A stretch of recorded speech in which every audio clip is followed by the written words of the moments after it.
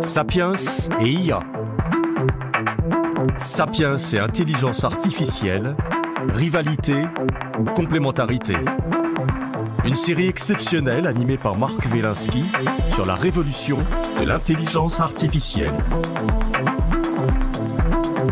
Les IA vont-elles remplacer les humains ou les rendre meilleurs ? Un voyage au cœur du futur. Et nous recevons aujourd'hui Olivier Babot. Bonjour Olivier. Bonjour Marc. Donc Olivier Babot est essayiste, économiste, professeur à l'Université de Bordeaux. Il est le président donc, de l'Institut Sapiens, qui est le coproducteur. Oui, on a ce plaisir. De cette série IA et Sapiens. Et Olivier Babot est auteur d'un livre dont nous aurons peut-être l'occasion de parler parce que l'intelligence artificielle, évidemment, est concernée. L'ère de la flemme. Comment nous et nos enfants ont perdu le sens de l'effort paru donc aux éditions Buchet-Chastel en 2025.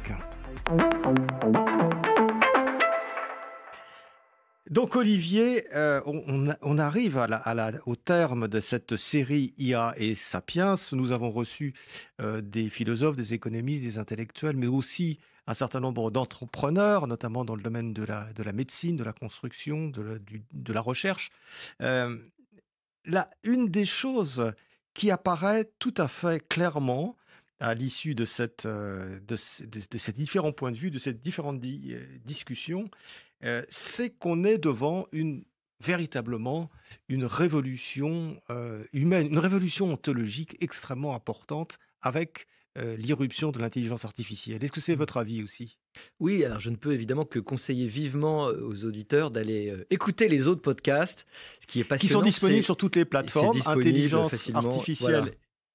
Aidant, vous allez pouvoir les écouter vraiment avec profit. Ce qui est d'abord frappant, c'est la multiplicité des points de vue, je trouve, sur ce fait qui, je crois, d'aujourd'hui ne laisse plus personne indifférent. Tout le monde a compris qu'il se passait quelque chose.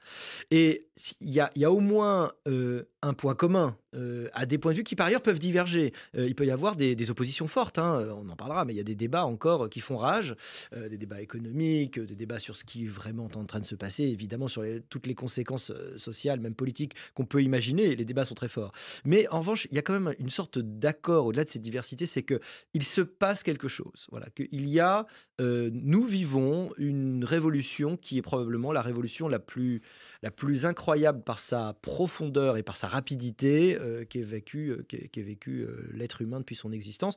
Une révolution qui est aussi quelque part aussi l'aboutissement aussi d'une démarche qui est propre à celle d'Homo sapiens depuis le début. Je crois que vraiment, ça nous permet de faire réfléchir, et sans doute les philosophes qui sont venus d'ailleurs l'ont fait encore mieux que moi, mais ça nous fait réfléchir aussi à ce qu'est la destinée humaine depuis le début, à ce que cherche à faire l'homme. Cette technologie, elle n'est pas née de nulle part, elle est née de notre volonté de produire des technologies qui vont nous épargner l'effort, qui vont réfléchir à notre place, qui vont pouvoir nous permettre de faire des choses qu'on ne pouvait pas faire avant. Et ces choses-là sont l'aboutissement d'un souci que nous avons depuis des millénaires, en fait. Sauf que nous avons connu une exponentielle qui fait que tout d'un coup, en très peu de temps, on a des outils d'une efficacité, d'une performance pour nous faire gagner du temps, ou même nous permettre d'être des nains sur les épaules de géants, les géants de l'IA de plus en plus, et pour nous permettre donc de voir plus loin, de faire plus de choses. Tout ça s'est accéléré extrêmement rapidement, mais je crois que ce qu'il faut retenir aussi, c'est la continuité, en fait. Tout ça s'inscrit dans la continuité d'Homo sapiens et de sa vocation depuis le début. Oui, alors, continuité, et puis aussi ce dont on s'aperçoit tout à fait, de façon tout à fait évidente avec l'IA, c'est que, et notamment c'est très spectaculaire pour les IA génératives telles ChatGPT, c'est que nous sommes maintenant c'est comme si nous n'étions plus seuls à réfléchir sur le monde, à agir sur le monde, comme si nous avions un partenaire en permanence auquel nous pouvons faire référence, que nous pouvons interroger. Quand on prend le pli, on vit chaque seconde de son existence quasiment en train de se poser la question qu'en penserait l'IA. comme si on avait un second soi-même, un Mmh. partenaire. C'est exactement comme ça d'ailleurs que beaucoup, de gens qui sont dans l'IA ont décrit ce qui est en train d'arriver. Je crois qu'on est en train de le vivre. C'est-à-dire que nous allons tous vivre en permanence avec une sorte de double. Est-ce que c'est, on le décrit comme un ange gardien, un conseiller, dans la grec antique, on dirait un daimon d'ailleurs. Vous savez que Socrate avait son daimon. Est-ce qu'on aura notre daimon? En fait, si on prend l'image de l'histoire de Pinocchio, c'est notre Jiminy Cricket, c'est notre conscience, c'est la personne. D'ailleurs, on pourra d'ailleurs la formater comme on veut, lui demander d'être ce qu'on veut qu'elle soit. Mais on va être en permanence dans une forme de dialogue.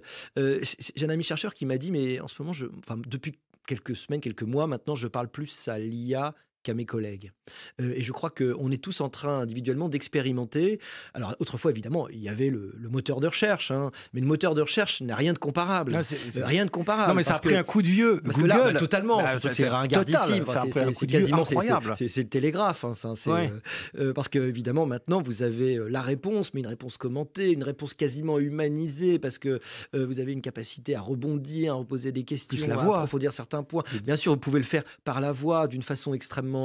le côté uniquement oral était incroyablement pratique. Et en fait, c'est vraiment à l'heure où on parle, c'est en train moi, je le vois autour de moi. Moi-même, d'ailleurs, je crois que j'ai pris le pli. Ça fait pas très longtemps. Ça y est, ça fait quelques semaines, peut-être même quelques jours, que je commence à parler à mon IA. Et à chaque fois qu'il se passe quelque chose, je me dis, tiens, je vais en parler. Alors, j'en suis pas encore à me confier psychologiquement ou donner mes états d'âme. C'est plus ce que j'aurais recherché sur la plateforme, enfin, sur le moteur de recherche, je le demande. Mais il y a quand même une évolution. Et ça, c'est quelque chose qui va devenir aussi évident que le téléphone portable l'est devenu dans nos vies, en fait. Il date de 2007, hein, le téléphone, le smartphone, n'est-ce pas? Il est devenu indispensable. Et ben, ce double qui va être de plein de façons, il sera dans notre salon, il sera peut-être dans une oreillette, il sera peut-être dans une lunette, dans notre téléphone, dans notre ordinateur. On pourra l'interroger. Et puis demain, ça sera même un double qui va prendre pas chair et os, n'est-ce pas? Mais en tout cas, il existera physiquement parce que ça sera le robot. Hein. Alors, il faut rappeler les différentes phases qu'on a connues en peu de temps. Hein. D'abord, il y a eu le web informatif. Hein. C'était juste de l'information qu'on allait voir. Tiens, vous pouvez connaître les heures d'ouverture de ta boulangerie éventuellement. Et puis après, il y a le web interactif. C'est celui des réseaux sociaux qui a eu déjà des répercussions immenses, hein, puisque les réseaux sociaux tuent plus ou moins la démocratie. On n'a pas tout à fait trouvé la façon d'empêcher la bipolarisation et l'espèce d'excès qu'il produit. Hein. Le troisième moment, c'est celui qu'on est en train de vivre. Hein. C'est le web génératif, c'est-à-dire qu'il va non pas seulement permettre aux gens d'échanger des éléments, mais qu'il va être capable de produire de façon originale des contenus. Et devrait arriver assez rapidement, et quand je dis rapidement, c'est comme on est sur une exponentielle, c'est une affaire de mois, hein, c'est ce qu'on appelle le web agentique. C'est-à-dire que là, vous allez vraiment avoir C'est-à-dire que c'est des le agents web qui agit. voilà, qui agit. C'est-à-dire que vous allez, c'est pas seulement, il va ponctuellement pouvoir vous faire une rédaction, écrire même un rapport, mais ça va être de plus en plus, on le voit d'ailleurs poindre avec la fonction Deep Research, hein, la fonction recherche approfondie, par exemple, si vous avez sur ChatGPT, par exemple, mais vous pouvez la retrouver de plus en plus sur les autres. Hein, ça devient, parce que tout le monde se met à niveau très rapidement, c'est que vraiment, vous allez pouvoir lui demander d'aller faire une recherche sur un sujet, il va mettre plusieurs minutes, il va vraiment faire l'équivalent pour l'instant d'un petit rapport, à terme probablement d'un grand rapport sur un sujet. Et demain, l'agent, il va vraiment pouvoir prendre une tâche et quasiment faire un projet de A à Z. Et évidemment, là, Mais ça, c'est déjà le cas, complètement. puisqu'il y a, je ne sais plus quel intervenant est venu nous parler, vous qui êtes professeur à l'université, Mm. de ces thèses qui sont écrites maintenant par... Aujourd'hui, je n'écrirai plus ma thèse de la même façon, évidemment. Enfin, ça a changé. Les thèses, les articles, enfin, les cette articles, espèce de bien sûr, les articles, profusion. la relecture, la traduction. Quand j'étais jeune prof, maître de conférence, le temps qu'on mettait à traduire péniblement. Quand j'étais doctorant, le temps que j'ai mis à retranscrire les entretiens que j'avais fait pour ma thèse, une 50aine d'entretiens, mais chaque entretien, ça me prenait une journée et demie, parce que il y avait un truc qui s'appelait Dragon, Naturally Speaking, mais ça marchait mal, en fait. Aujourd'hui, tu gagnes extraordinairement de temps, mais au-delà de ça, même la rédaction elle-même, voici le plan de ma thèse, écrit une introduction, il te fait quelque chose de très, très, de plus Oui, en plus, ça, de très acceptable, disons-le, hein, de plus en plus. c'est acceptable, effectivement, mais le temps qu'on pouvait passer à rédiger des entretiens, etc., c'était pas forcément du temps perdu. C'est-à-dire, c'est du temps de réflexion, c'est du temps de maturation, c'est du temps d'intégration. Là, si c'est faire une thèse, la faire faire par quelqu'un d'autre, finalement, quel est le bénéfice d'une thèse Mmh. qu'on n'a pas rédigée, que l'on n'a pas pensée? C'est une question vertigineuse. Alors, la première question vertigineuse sur laquelle il faudra revenir, c'est si on fait les choses beaucoup plus vite, si on économise plein de minutes, qu'est-ce qu'on va faire de ces minutes? Est-ce qu'on va travailler plus? Est-ce qu'on va produire plus? Ou Ah est-ce ça, on qu'on va va revenir plus aller à la là-dessus. pêche? Mais ça, c'est autre chose. Ah ouais, ça Mais la c'est question, autre chose, question que vous là. posez, là, elle est absolument essentielle parce qu'elle est au cœur d'une angoisse, moi, que j'ai personnellement, que peut-être tout le monde n'a pas, mais que certains quand même partagent avec moi. C'est l'idée que aujourd'hui, vous êtes capable d'utiliser l'IA à profit parce que vous venez du monde sans IA. C'est-à-dire que, par exemple, vous venez du monde où il fallait rédiger soi-même, il fallait aller vérifier les arrêts, il fallait aller vérifier les arguments, être capable de réfléchir à une structure. Ce qui fait qu'aujourd'hui, quand l'IA vous propose quelque chose, vous avez un regard suffisamment éclairé, suffisamment formé. Vous avez, si vous pour le dire encore autrement, c'est la couche de seniorité ou de compétences nécessaire à la relecture critique avec une valeur ajoutée de ce qui est produit par l'IA. Si vous êtes natif dans cette IA, c'est-à-dire en fait ce qui arrive aujourd'hui à nos étudiants, peut-être même d'ailleurs à nos élèves, c'est-à-dire que tout d'un coup, vous vous rendez compte que ce n'est plus la peine de faire l'effort, c'est plus la peine de faire la rédaction, c'est plus la peine de transpirer sur les textes, sur la réflexion, sur la structuration de sa pensée, la machine le fait. Mais à ce moment-là, vous ne savez plus structurer votre pensée. Et le risque, c'est que de plus en plus, vous abandonniez toute la production à l'IA et que vous ne soyez plus capable de valeur ajoutée par rapport à l'IA. Vous n'êtes plus capable que de faire le CTRL-V, CTRL-C, là, le copier-coller qui n'a pas de valeur ajoutée. Et là c'est le grand risque de ce qui pourrait arriver. C'est ce qu'on appelle, et qui est en train d'apparaître, ce qu'on appelle le deskilling. Il y a pas encore, j'ai pas trouvé de mot français, mais c'est la baisse de compétences liée à l'IA. C'est-à-dire que non seulement quand vous en aviez, vous allez perdre l'habitude de ce que vous saviez faire avant, donc le risque c'est que vous oubliez des choses que même vous ne mettiez pas à jour. Et la deuxième chose, c'est qu'en fait vous baissiez en compétences parce que vous arrivez à faire les mêmes outputs alors que vous n'avez plus vous-même la même compétence. Bah oui, parce que l'IA arrive comme une forme de béquille, c'est-à-dire que vous allez en Oui, parce que être dépendant. quand on prend par exemple l'éducation des enfants à Oui. l'école, etc., le but de tous les exercices qui sont faits, par exemple un Mm. résumé de texte, qui est un exercice difficile, le but, c'est pas de produire quelque chose, c'est de le faire soi-même. Sinon, ça n'a strictement aucun intérêt. Euh, alors, quid de l'éducation, de l'enseignement dans ce monde où finalement les choses sont faites à notre place? Prenons un autre exemple, une symphonie de Mozart. Mm. Le but, c'est pas qu'une IA fasse sa symphonie à votre place, c'est de créer, de la faire, etc. Mm. Qu'est-ce que ça va donner en termes cognitifs? Ça peut être redoutable. Ça va être Moi, je fais redoutable. partie de ceux qui pensent que nous devons beaucoup plus craindre en fait de nos mécanismes propres que de l'IA. En fait, le problème n'est pas la force de l'IA, c'est notre propre faiblesse. Ouais. Et Notre notre propre faiblesse, paresse. exactement, notre propre paresse, c'est-à-dire la tendance naturelle qu'on a implantée par l'évolution darwinienne, et sans doute par la sélection reproductive, mais surtout l'évolution sur la survie, hein, la sélection sur la survie, la tendance qu'on a à économiser l'énergie qu'on peut économiser. C'est-à-dire, nous sommes développés dans un monde de chasseurs-cueilleurs où dès qu'on pouvait éviter de dépenser de l'énergie, on le faisait. Nos muscles, avoir des muscles, c'est très coûteux en termes d'énergie, donc quand on ne s'en sert pas, ils s'atrophient, ils disparaissent parce que ça demande énormément d'énergie. Le cerveau, c'est à peu près la même chose, c'est-à-dire que s'il n'a pas un effort à faire, s'il peut éviter une focalisation d'attention ou un effort mental, s'il peut l'automatiser, d'ailleurs on automatise énormément de choses, il va le faire parce que l'idée c'est d'utiliser le moins d'énergie possible. Et c'est formidable, c'est une machine, c'est un moteur extraordinaire dont nous bénéficions, à la fois notre corps et notre esprit, fait d'ailleurs pour l'endurance, fait pour faire des exercices. C'est pas le cas de tous les grands singes. Il y a des grands singes qui sont très bien dans le fait de pas faire grand chose en termes physiques, hein, c'est bizarre, mais nous c'est pas notre cas. La sédentarité nous va très mal, elle produit beaucoup de problèmes de santé, et on pourrait dire intellectuellement aussi. Nous n'étions pas faits, ce corps, cet esprit n'était pas fait, ce cerveau et ce corps n'étaient pas faits pour un monde où on pouvait vraiment authentiquement s'épargner les efforts et les déléguer. Et on le voit, les études montrent que quand vous avez beaucoup de portables, alors non seulement vous déprimez plus quand vous êtes beaucoup sur les réseaux sociaux, mais surtout, vous avez moins de mémoire et moins de capacité d'attention. Vous perdez la mémoire et la capacité d'attention. Pourquoi? Parce que vous la déléguez à une machine. Exactement comme vous allez déléguer à la voiture ou à l'escalator le soin de faire des efforts physiques. Et notre corps est très content. Il dit, c'est super, je vais pouvoir avoir moins de muscles, je vais pouvoir m'atrophier. Ça vaut aussi pour la conscience. Donc, c'est extrêmement préoccupant parce que nous entrons dans un monde où la machine est tellement puissante pour nous éviter les efforts que beaucoup de gens se les éviteront. Mais et deviendront des formes de zombies oui, dépressifs. est-ce que c'est pas déjà trop tard, Olivier Babot? Parce que on voit quand même, vous n'êtes pas le seul Mm. à réagir par rapport à ça, c'est-à-dire attention, danger, même deux prix Nobel l'ont fait très très récemment, Mm. attention, danger IA, etc. Et ça fait partie des dangers, c'est-à-dire ce que Salvador Dali aurait appelé la crétinisation des foules. Alors là, ça c'est Ouais. 10 fois plus que la télévision à l'époque. Mm. C'est une crétinisation totale. Est-ce que c'est pas déjà derrière nous? Parce que vous n'allez pas empêcher un gamin qui a un smartphone de faire sa rédaction avec une IA. C'est fini.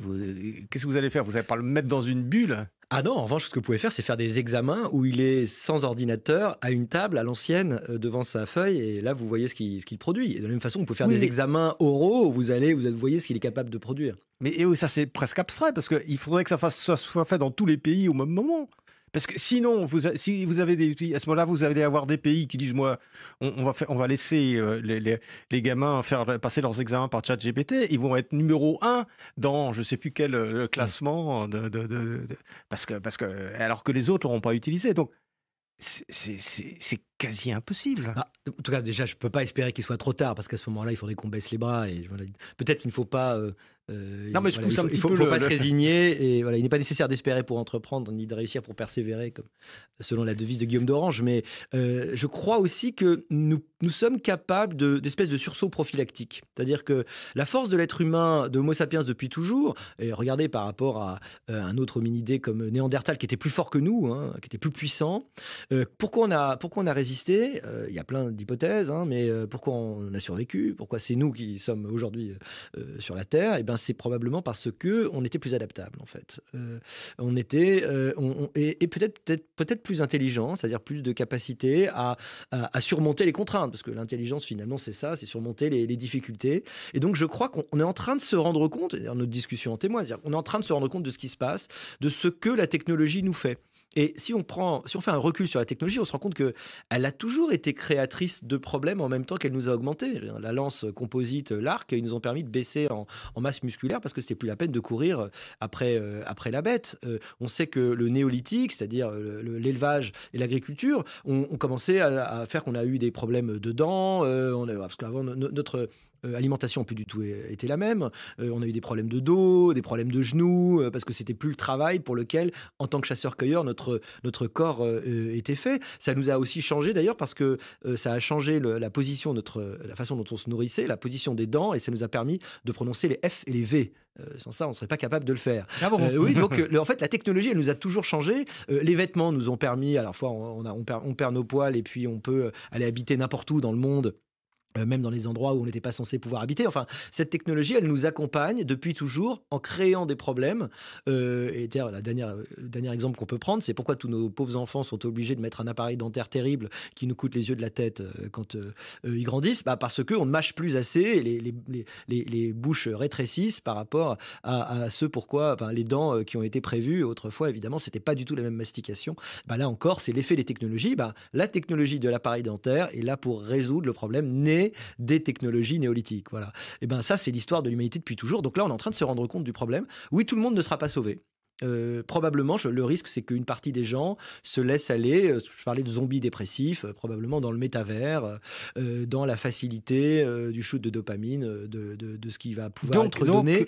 L'économie du Deliveroo, du plaid et du divan, si vous voulez. Quoi. Ouais, c'est un risque. Et puis, donc ça veut dire une humanité un peu duale, avec les gens qui auront su surmonter ça et qui auront fait l'effort, thème que vous connaissez bien dans votre livre sur l'ère de la flemme. Oui. Donc ceux qui auront fait l'effort, qui auront donc la capacité cognitive à maîtriser un certain nombre de choses, et puis ceux qui n'auront pas fait l'effort et qui ne le feront plus jamais de leur vie. Oui, c'est une question d'autodiscipline. Alors on peut penser un peu au fameux livre La machine à voyager dans le temps d'H.G. Wells, où il imagine qu'en fait en l'an 800 000, quelque chose comme ça, il y a deux types d'humanité, il y a les Morlocks et les Eloïs, ou les Elohim, je ne sais plus très bien, quelque chose comme ça. Et donc il y en a qui vivent sous terre et l'autre au-dessus. Et en fait dans sa vision, c'était les descendants des ouvriers et puis les descendants des patrons en gros. Hein. Mais il y a cette idée-là de dualisme, hein, ceux qui s'abandonnent au plaisir, d'ailleurs qui ne font plus d'enfants d'ailleurs non plus, et qui vont disparaître, hein, probablement de façon assez naturelle, puisque vous êtes lancé dans une sorte d'individualisme égotique, hein, enfin d'égoïsme qui fait que vous êtes dans un hédoniste à courte vue en fait, hein, ce critique aussi quelqu'un comme Aldous Huxley dans un petit essai qui s'appelle Pleasures, hein, les plaisirs. Il critique beaucoup justement laquelle déjà c'était la société de consommation, hein, ou un autre d'ailleurs comme John Stuart Mill, qui lui met beaucoup en garde contre l'utilitarisme un peu à courte vue, qui dirait que tous les plaisirs sont bons, et dit bah non, il y a des plaisirs qui sont pas bons à long terme, c'est-à-dire qu'effectivement peut-être que l'alcool sur le court terme c'est agréable, peut-être même d'ailleurs la drogue, mais enfin c'est à long terme une très mauvaise idée. Donc il fait la différence et il explique qu'il y a des désirs qui vous élèvent, il y a des plaisirs qui vous élèvent et d'autres pas. Et Alors là, mais justement, on ne fait pas toujours cette différence suffisamment. Et ça, c'est un thème extrêmement important qui est revenu assez souvent dans tous les entretiens que nous avons eus, hein, Sapiens CIA, rivalité ou complémentarité. C'est ce thème de... On va avoir de moins en moins de choses à faire, puisque l'IA prend peu à peu, grignote à une vitesse extrêmement rapide, hein. Dans certains secteurs, grignote du travail. Avant, c'était le travail manuel, maintenant, c'est le travail intellectuel. Donc, ça veut dire, et tout le monde, la masse de travail disponible pour l'ensemble des personnes moins importante, puis des gens, enfin une humanité qui continue à croître, donc beaucoup de loisirs. Alors, mettons de côté pour l'instant l'idée de savoir comment est-ce que les gens vivent financièrement sans travail, puisque évidemment la question qui revient, c'est la question du revenu universel de base, parce que sinon, vous ne pouvez pas laisser 90% de l'humanité sans moyen de subsistance.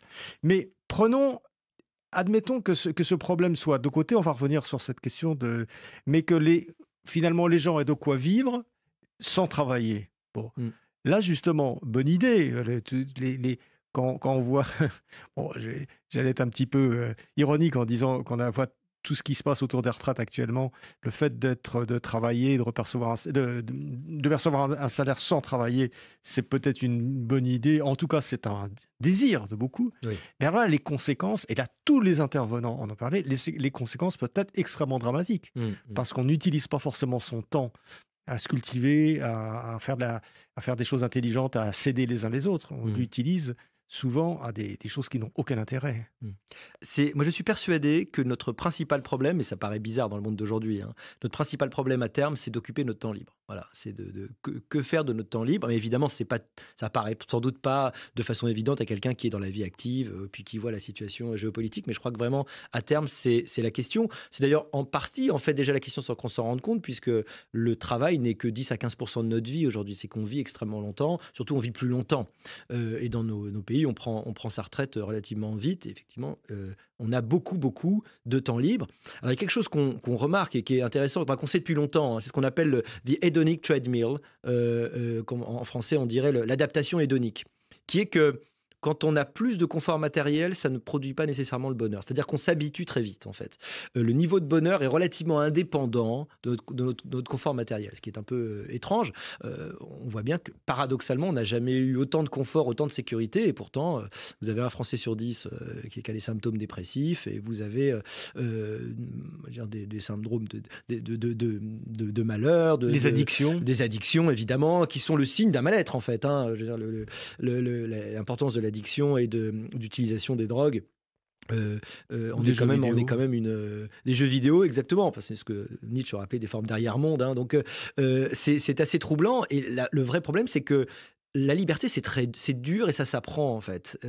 Paradoxalement, on n'apprend pas ça à l'école. On n'apprend pas à vraiment... On devrait d'ailleurs, mais on devrait apprendre... moi, je suis l'osium en latin, ou la scola, si vous voulez. C'est-à-dire la scola en grec, c'est le loisir, c'est-à-dire le loisir studieux. C'est-à-dire, en fait, pour revenir à Huxley ou à John Stuart Mill, mais c'est les loisirs de qualité, les loisirs durables, les loisirs qui vous élèvent. Alors, il y a plein de façons de trouver... Est-ce que vous allez faire du yoga ? Est-ce que ça va être du côté de la spiritualité ? Est-ce que ça va être du côté de la sagesse antique et de réflexion autour de ce que c'est qu'une vie sage? Il y a plein de façons, les arts évidemment, de faire cet osium, ce loisir studieux, mais finalement c'est assez peu enseigné, c'est assez peu transmis, et paradoxalement mal à l'école qui pourtant étymologiquement est le lieu du loisir studieux. Donc on n'apprend pas, et c'est ce que je reproche beaucoup à l'école, le plaisir de savoir, le plaisir d'apprendre, en tout cas on le transmet relativement mal, et pourtant c'est notre principal problème, je crois, à terme. Oui, mais c'est un problème là, on peut avoir un petit coup d'œil historique. Si on prend, je sais pas, le Moyen Âge ou la Renaissance, que faisaient les gens qui n'étaient pas justement dans l'occupation, dans le sium? Les nobles Mm. qui ne travaillaient pas, ils passaient leur temps à chasser, heu, à faire la guerre, à courir les paysannes Mm, mm. et ils avaient absolument pas, pour l'essentiel, une activité intellectuelle, extrêmement importante. Ils ne faisaient que des choses qui étaient contre-productives pour le bien commun. Oui, d'ailleurs, Erasme se moque beaucoup des activités de tout le monde, y compris des rois, en disant, de toute façon, la chasse, tout ça, hein, c'est de la folie. Hein, c'est sa fameuse éloge de la folie, évidemment, qui est une sorte de petit essai grinçant d'Erasme. Hein. Mais il y a bien cette idée-là que, en fait, les gens...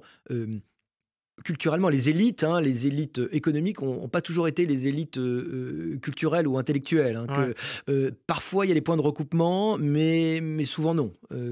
Alors, c'était un peu le cas si on pense à la Rome antique, Cicéron, qui justement est celui qui a proposé le terme d'humanitas. Voilà, il y a aussi l'idée du sérieux romain qui en permanence essaie de rêve du romain antique avec cette gravitas, n'est-ce pas, du romain. C'est-à-dire Mais que c'est l'idée, la c'est que culture qui pourrait nous c'est la rapp culture. ouais. Voilà, l'humanitas, c'est le savoir qui te rend humain. C'est le fait que ce que tu vas devoir apprendre pour être humain, c'est-à-dire que tu n'es pas humain naturellement, tu deviens humain par l'apprentissage. D'ailleurs, c'est ce que disait Bah, aussi Erasme. Hein, c'est justement, Olivier, ce qui est en train de nous piquer l'intelligence eh ben, artificielle. exactement, c'est-à-dire que le risque, c'est que nous n'ayons plus ces humanités, c'est-à-dire que nous n'ayons plus ce qui nous rend réellement humains. Le risque, en fait, c'est l'intelligence artificielle et la technologie, c'est comme l'argent, c'est un formidable serviteur, un mauvais maître. Voilà. Et c'est un maître terrible, un maître qui peut nous perdre complètement et auquel on a malheureusement, beaucoup d'entre nous auront envie de s'abandonner. C'était des critiques qui avaient dès l'arrivée de la télévision, critiques très très fortes, hein, sur une télévision qui à la fois a ouvert des champs extraordinaires à des gens culturels, de compréhension, de divertissement extraordinaires et qui en même temps ont tout de suite été critiqués parce que c'était quelque chose qui allait enfermer, rendre passif. Et ben là, l'IA, elle peut dire la même chose, elle peut nous rendre passifs, elle peut nous empêcher de faire les efforts qui nous rendent humains. Et moi, je suis de ceux qui défendent justement cet effort, qui pensent que l'effort, le fait de la surmonter la contrainte, de se donner de l'autodiscipline, de se donner en fait des objectifs. C'est quoi l'effort? C'est mettre le plaisir immédiat à distance. Hein. Donc c'est se dire, je ne vais pas prendre le plaisir là tout de suite qui s'offre, qui est à moi, qui est facile, celui des contenus de mon téléphone, peut-être Instagram, de choses rigolotes qui vont pouvoir m'amuser d'ailleurs pendant des heures si je veux en défilant, le fameux défilement de la mort. Non, je vais mettre ce plaisir à distance par un projet, quelque chose qui va être plus dur, et peut-être à plus long terme, pourquoi pas quelques années, parfois des années, parfois toute une vie, je vais avoir une quête, mais cette quête, puisque le plaisir est aussi dans le chemin, va m'apporter un type de plaisir d'une qualité absolument infiniment plus grande que ce plaisir immédiat que j'aurais pu avoir. Mais c'est pas facile de se décider ça. Et Olivier Babot, question dans le prolongement, puisqu'on en est au moment où on essaye de tout regarder et qu'on n'a pas peur de se faire peur d'une certaine Mm. façon. Lorsqu'on parle des gens qui vivaient dans le loisir par rapport aux gens qui vivaient dans le travail, l'Ancien Régime, c'était 95% des gens qui vivaient dans un travail dur, que ce soit en général des agriculteurs, ou Mm. des artisans, ou des constructeurs. Et puis 5%, le clergé, la noblesse, Oui. qui, eux, ne travaillaient pas, etc. Mm. Là, avec le monde qui se prépare, c'est complètement inversé. C'est-à-dire que c'est 5% qui travaillent, qui tiennent la technologie, etc., et 95% qui n'ont plus rien à faire. Est-ce que c'est vertigineux, quand Alors, même? bien sûr, alors il faut rappeler que les 5% qui ne travaillaient pas autrefois étaient en fait pris dans un ensemble d'obligations sociales qui fait qu'il y avait beaucoup de travail social au sens sociologique. C'est-à-dire que être noble, d'abord il fallait aller à la cour, il fallait souvent être vu du roi, c'était un boulot à temps plein. Être noble, c'était, on le montre, Proust le montre très bien, ce sont des obligations inouïes, où il faut être vu à tel moment, être à tel endroit, il fallait être invité. Donc en fait c'était un travail à temps plein, hein, être aristocrate ou dans la classe dirigeante. Et puis évidemment le clergé avait ses propres contraintes.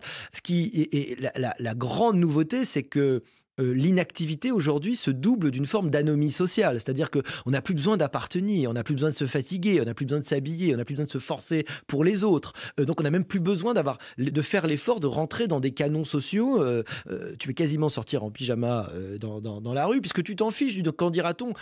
L'idée, c'est que c'est à la société de se régler sur toi. C'est l'idée du venez comme vous êtes, l'idée même du laisser aller, qui autrefois était péjoratif et qui aujourd'hui est devenu comme une forme de vertu. Se laisser aller, être authentique, c'est ça en fait, c'est être soi-même vraiment, c'est-à-dire ne plus se forcer, ne plus se gêner, comme on dirait aussi, pour les autres. Et c'est évidemment une autre forme de liberté qui est bien plus terrible, parce que moi, mon idée, c'est que il n'y a pas de vrai nous-mêmes en réalité. C'est que le laisser aller à cette pseudo-authenticité risque de nous mettre en face de notre propre vide, et que justement, nous n'existions qu'à travers la colonne vertébrale qui était donnée par le regard des autres, par l'appartenance sociale, par les règles qui étaient dictées, et puis aussi par des objectifs beaucoup plus longs qui étaient donnés. Il y a un exemple rigolo tout récent. Il y a un grand YouTuber que je connaissais pas, dont j'ai appris l'existence à ce moment-là, qui s'appelle Inoxtag. Bon, il a des millions de gens qui le suivent.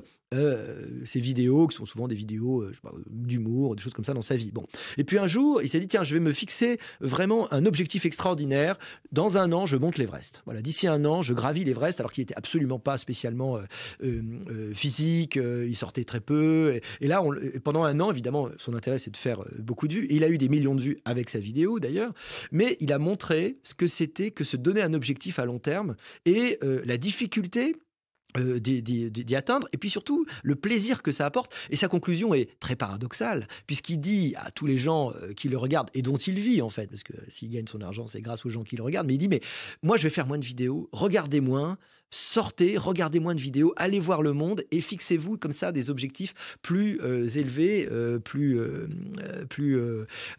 éloignés, n'est-ce pas, mais plus grands, qui vont aussi vous élever. Je trouve qu'il y a une sorte de mise en abîme incroyable de la vidéo du plaisir immédiat qui en même temps vous enjoint d'aller faire autre chose et vous montre que justement cette vidéo elle-même est une erreur, ou en tout cas et qu'il faut passer au-delà, aller au-delà. Alors, Olivier Babot, vous êtes économiste. Je voulais vous interroger quand même sur le côté économique de la chose.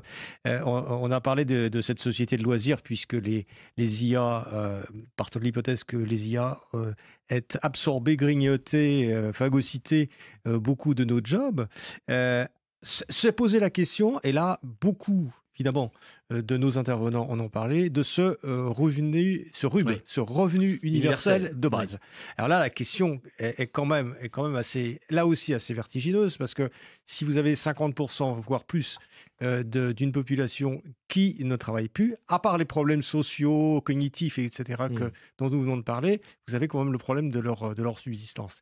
Il est bien évident que l'État ne peut pas faire face, sauf dans l'imagination de quelques personnes, peut-être de LFI, j'en sais rien, mais l'État ne pourra jamais faire face à la subsistance de 50% de personnes, 60%, 70% de personnes qui ne travailleront plus. On voit les problèmes que pose actuellement un chômage important qui peut être à 13, 7, 10, 15, 13, 20%.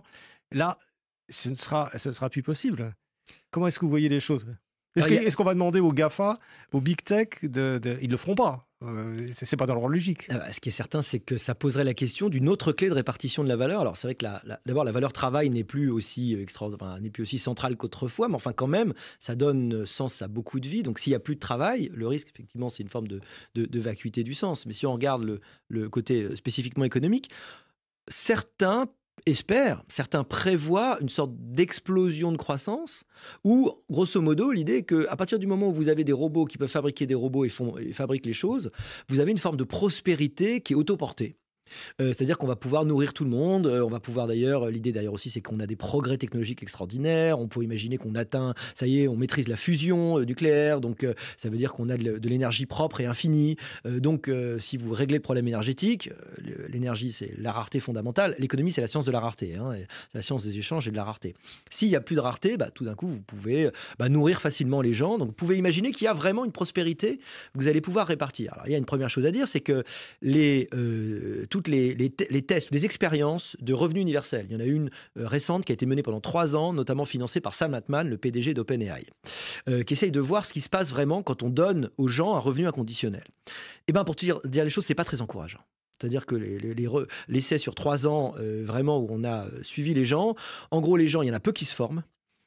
Ça n'augmente pas vraiment le bonheur. Ça règle évidemment quelques problèmes financiers de subsistance, mais ça n'augmente pas vraiment le bonheur. Et la consommation de psychotropes et d'alcool serait pas tout à fait bien orientée. Donc ça n'augmente pas votre bien-être réellement. Donc ça, c'est déjà pas très c'est quand même pas évidemment très encourageant. Hein, le fait que ce revenu universel, vraiment, il soit pas quelque chose, parce que dans l'idée des gens qui le soutiennent, hein, même si je pense que malheureusement ça sera probablement plus ou moins inévitable, mais c'est l'idée qu'enfin vous allez pouvoir vous occuper de vos amis, votre famille, peindre, faire de la musique et faire l'amour, quoi. En gros, c'est ça l'idée. Ben, en pratique, c'est pas tout à fait comme ça que ça se passe. Voilà. Encore une fois, la liberté, espèce d'anomie sociale, le manque de sens donné par quelque chose qui vient vous structurer, c'est dur d'y pallier. Hein, c'est dur de pallier l'absence de tout ça. Voilà. C'est pas très simple. Mais après, il y a aussi la possibilité qu'il n'y ait pas cette croissance et cette productivité, enfin cette prospérité. Donc ça veut dire que là, il faut trouver d'autres modes de répartition de la valeur. Puis il y a une dernière chose à dire. On peut imaginer demain que quasiment toutes les formes de rareté soient levées. C'est-à-dire d'ailleurs, on peut vivre dans le métavers où tout est multiplié à l'infini. Mais qu'est-ce qu'on va faire des derniers trucs, des dernières poches de vraie rareté ? La vraie vue sur la mer, le vrai chalet à la montagne.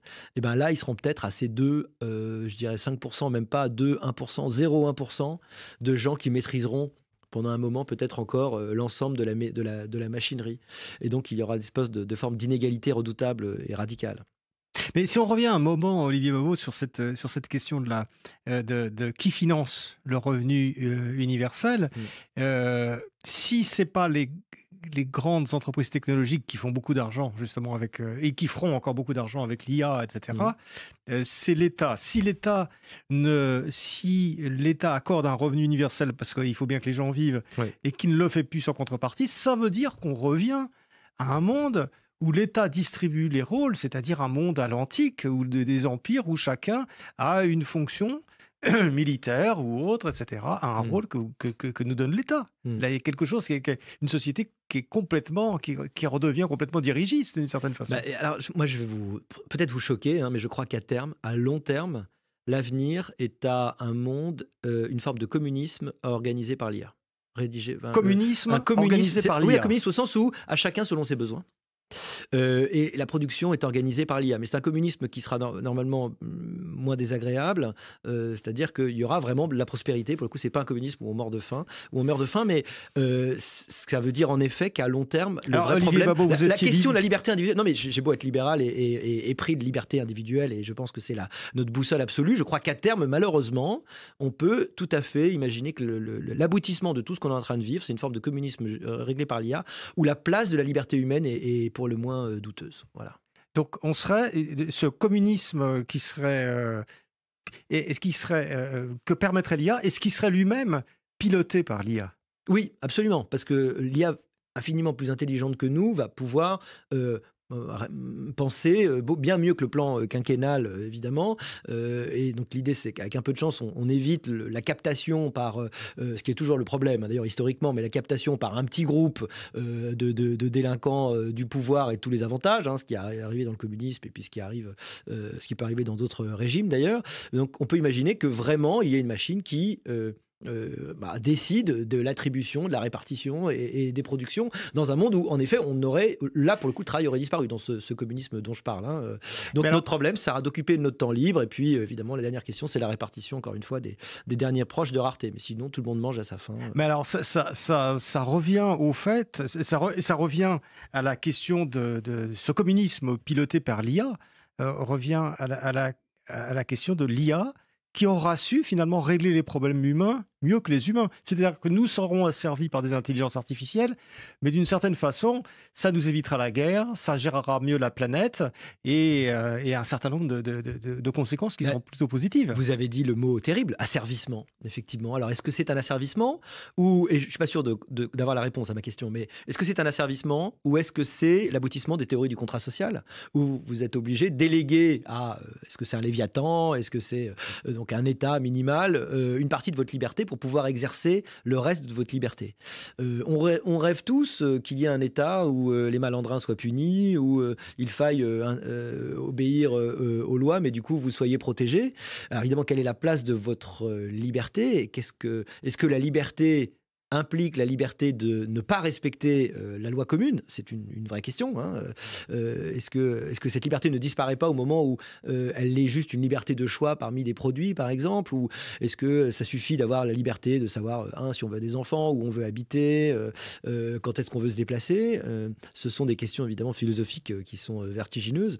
En tout cas, on peut imaginer qu'il y ait une forme d'État qui évite les problèmes d'inefficacité, de manque de productivité, de coûts inutiles qu'on a dans des États pilotés par des humains, donc forcément mal pilotés. Mais en vous écoutant, Olivier Babot, je me demande si le phénomène auquel on assiste là, depuis quelques années, peut-être quelques décennies, mais surtout quelques années, de la montée des populismes et de l'appétence, je dirais, des peuples pour des régimes forts qui protègent, mais d'une certaine façon qui asservissent, est-ce que c'est pas déjà une espèce d'intuition ou de pré-intuition des populations par rapport à ce monde où ils seront dirigés par des IA qui seront bienveillantes peut-être, probablement qui géreront mieux la planète, qui géreront mieux les rapports humains, mais qui les priveront d'une partie de leur liberté? C'est une question terrible parce que finalement, et encore plus pour un libéral encore une fois, mais est-ce qu'on veut tant que ça la liberté? Finalement, d'ailleurs, depuis la Boétie, Étienne la Boétie, on a bien compris que la soumission, elle était largement volontaire et que finalement, est-ce qu'elle gêne vraiment beaucoup? Est-ce que on ne préfère pas, est-ce qu'il ne nous suffit pas d'être suffisamment nourri et d'avoir nos poubelles ramassées et de pouvoir vivre en tant qu'être humain, y compris de façon un peu étriquée du point de vue de la liberté, mais est-ce que la liberté de consommer ne suffit pas à beaucoup? Malheureusement, c'est peut-être possible. Et puis, on préfère la sécurité à la liberté. S'il faut payer au prix de sa sécurité une partie de sa liberté, peut-être qu'on n'en est pas prêt. Malheureusement, il n'est pas tout à fait certain qu'on ait tellement envie d'une liberté si grande. D'ailleurs, on en a parlé. Elle-même, la liberté d'occuper son temps en elle-même, elle est redoutable. Elle est difficile, ça peut être un fardeau. Et on est peu à choisir ce fardeau en réalité. Il faut peut-être être une forme de demi-dieu, comme on disait autrefois. Je crois qu'il y a un proverbe arabe qui dit qu'un voyageur solitaire est un diable. Voilà, quelqu'un qui est seul, qui n'est pas lié à la société de ce point de vue-là. Peut-être que il faut des qualités vraiment extrêmement rares en réalité. Olivier Babot, vous dirigez l'Institut Sapiens. Est-ce qu'on n'est pas, avec toutes les questions que soulève l'intelligence artificielle, est-ce qu'on n'est pas amené de façon urgente, pressante, finalement à se reposer la question de ce que c'est que Sapiens? Exactement, d'ailleurs. En fait, qu'est-ce que c'est que l'Homo sapiens? Qu'est-ce que c'est que l'homme qu'on définissait par l'intelligence, qu'on définissait par la sagesse, et face à une entité plus sage, plus intelligente et plus efficace que lui? La question se pose à plein d'égards. D'abord, elle nous fait comprendre que l'intelligence, et c'est comme la lumière, il y a un spectre dans lequel nous étions, plus intelligents que beaucoup d'êtres, mais en même temps nous nous rendons compte que le spectre il va beaucoup plus haut, exactement comme la lumière ou le son. Il y a des spectres de choses que nous n'entendons pas ou que nous ne voyons pas. Il y a les ultraviolets. En fait, on est en train de comprendre que oui, c'est une étendue, et donc il peut y avoir des intelligences bien supérieures, avec toute la difficulté qu'on a avec l'intelligence qu'on a, aussi dotée, quelle que soit la façon dont on est doté, à imaginer l'intelligence supérieure. Qu'est-ce que c'est qu'avoir 180 de QI? Voilà, c'est très très compliqué. Alors qu'est-ce que c'est qu'avoir 200, 300, imaginons, hein. On ne peut pas se le représenter au sens propre, puisque par définition, on juge avec l'entendement qu'on a, n'est-ce pas? Et ça, c'est évidemment le premier type de question. Et la deuxième chose qui interroge vraiment l'Homo sapiens, c'est les perspectives technologiques qu'on a, d'abord de ce qu'on appelait le transhumanisme, c'est-à-dire le fait qu'on va pouvoir s'hybrider avec la machine, ce qu'Elon Musk a annoncé, ce que beaucoup de gens aimeraient, peut-être la capacité aussi à créer des formes de génie transhumanisme, c'est-à-dire de manipulation du vivant, qui fait qu'on va pouvoir se créer différents ou créer des êtres humains qui vont être vraiment différents, où on va pouvoir allumer ou éteindre certains interrupteurs, peut-être. Je veux dire, d'ailleurs, on en discutait avec des amis autour de l'IA qui s'intéressaient à l'IA, mais tiens, finalement, la libido, la concupiscence, est-ce que c'est pas un truc un peu chiant, en fait, je veux dire, qui bousille ta vie, qui fait que tu fais des décisions stupides, et si tu pouvais éteindre l'interrupteur, est-ce que quelque part ce serait pas bien, ou est-ce que au contraire ce serait une catastrophe, j'en sais rien, mais tu dis, mais est-ce que tu pourrais pas manipuler certaines choses? Il n'y a pas que la couleur des yeux ou des cheveux à terme que tu pourrais manipuler. Si demain tu peux ingénierer, comme on dirait, tes enfants, qu'est-ce que tu choisirais pour eux, au-delà du fait qu'ils soient, je sais pas quoi, qu'ils soient forts, 1m80 et sans problème, quoi qu'à 1m80 c'est peut-être un peu grand pour les avions, mais en tout cas qu'il fasse, je sais pas, la taille moyenne, et puis que évidemment il n'ait pas de problème génétique. Et puis au-delà du transhumain, il y a l'idée du post-humain, c'est-à-dire qui interroge vraiment ce que c'est qu'Homo sapiens, parce que beaucoup de gens sont lancés dedans en expliquant, mais à terme, il est évident, on va quitter notre corps. C'est une des dernières frontières. Il y a deux frontières, il y a la frontière du corps et la frontière de la mortalité. C'est ce que disent les Elon Musk. Exactement, il faut tuer la mort, évidemment. Hein. Il est évident qu'il n'y a aucune raison qu'on meure. C'est une raison qui a été trouvée par l'évolution pour permettre notre éternité, elle vient de la reproduction, c'est l'éternité de l'espèce. Mais pourquoi l'individu ne pourrait pas lui-même être à une forme d'éternité? Et puis Sal Altman qui a annoncé que quand il mourrait, on téléchargerait son cerveau, et cette idée que notre corps est une forme de relique, relique barbare, hein, comme l'or est une relique barbare pour Keynes, le corps est une relique barbare.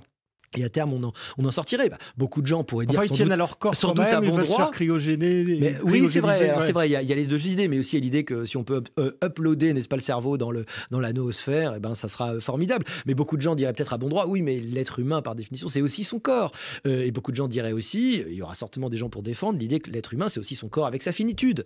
Que l'existence n'a de goût que parce qu'elle est finalement relativement brève et récente. Et les productions humaines si extraordinaires de l'art, de la littérature, sont extraordinaires précisément parce qu'indirectement, elles parlent tous de l'amour, donc de la mort aussi, et que les deux choses sont liées, et donc cette existence infinie n'aura plus de sens. Donc ça pose évidemment la question de la nature humaine très très profondément, et en plus de la question dont on a parlé au début, qui est cette relation un peu ambivalente que nous avons toujours eue avec les technologies que nous créons, qui sont des technologies qu'on aime et à la fois qu'on déteste un petit peu parce qu'elles nous diminuent ou elles nous font perdre une forme de paradis terrestre d'ailleurs, enfin de paradis premier.